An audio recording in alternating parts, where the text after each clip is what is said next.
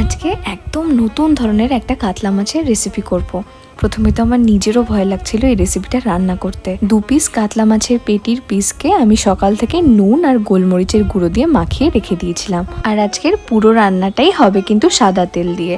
প্রথমে সাদা তেলের মধ্যে ওই গোলমরিচ নুন মাখানো মাছটাকে দিয়ে ভেজে নেব। তবে আজকের এই রেসিপি বানাতে কিন্তু মাছগুলো একদমই কড়া করে ভাজবে না। এখন এই মাছ ভাজার তেলের মধ্যেই আমি দিয়ে নেব 2টো লবঙ্গ, কিছুটা দারচিনি আর 2টো চেরা এলাচ। তারপর সামান্য একটু নাড়াচাড়া করে ওটা থেকে সুন্দর একটা গন্ধ বেরোলে তার মধ্যে পেঁয়াজ বাটা দিয়ে দেবো। তোমরা চাইলে এটার মধ্যে পেঁয়াজ কুচি করেও দিতে পারো, একইভাবে কাজ করবে। এরপর সামান্য একটুখানি নুন দিয়ে আমি এটাকে ঢেকে কিছুক্ষণ কুক করে নেব। পেঁয়াজটা মোটামুটি কুক হয়ে যাওয়ার পর আমি এর মধ্যে দিয়ে দেবো টমেটো বাটা আর কয়েকটা চেরা কাঁচা লঙ্কা। এই কাঁচা লঙ্কাগুলো যা ঝাল না, কি বলবো। এবার প্রতিটার স্বাদকে একটু ব্যালেন্স করার জন্য একটুখানি চিনি দিয়ে ঢেকে বেশ অনেকক্ষণ আমি কুক করে নেব। এখন দেখতেই পাচ্ছ সুন্দর মতো টমেটোটা ভালো কুক হয়ে গেছে। এর মধ্যে দেবো আমি রসুন বাটা। এবার রসুন বাটাটাকে না আমি একেবারে মিহি করে পেস্ট করে নিই। কয়েকটা রসুন যাতে একটু আস্ত আস্ত থাকে ওরম ভাবে পেস্টটা করেছি। এরপর ধীরে ধীরে আমি গুঁড়ো মশলাগুলোও দিয়ে দেবো, যেরকম আমি দিচ্ছি এখানে ধনে গুঁড়ো, 4 মগজ এবং গোলমরিচের 1.5 চামচ গুঁড়ো,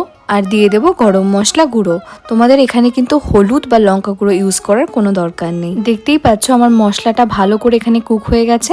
এরপরে আমি আগেই একটা রুম টেম্পারেচারের দুধের মধ্যে ময়দাকে গুলে এক জায়গায় রেখে দিয়েছিলাম এবং সেটা আমি এখন এই মশলাটার মধ্যে দিয়ে ভালো করে মিক্স করে নেব।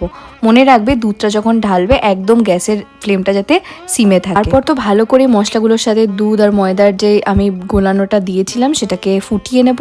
সুন্দর ফুটে এলে তারপরে আমি ভেজে রাখা মাছগুলোকে এর মধ্যে দিয়ে দেবো।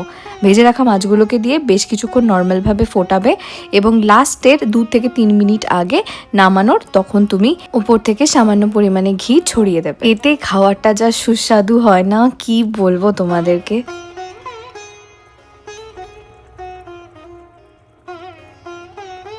তারপরে তো ফুটে গেলে গ্যাসটা বন্ধ করে কিছুক্ষণ স্ট্যান্ডিং টাইমে রাখবে। আমি একটুখানি রাত করে আজকে খেয়েছিলাম, তো ভাত নিয়ে নিয়েছি গরম গরম আর তার সাথে নিয়ে নিচ্ছি ক্ষীরোদ কাতলা। এত সুন্দর হয়েছে আর আমি প্রথমবার বানিয়েছি এই রেসিপিটা।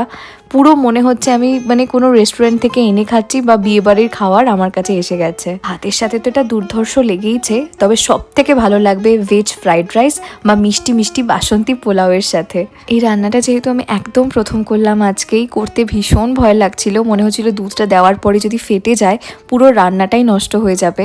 তারপরে দেখলাম যে না, সুন্দরভাবে করতে পেরেছি আর এটার টেস্টটা না অপূর্ব এসেছে।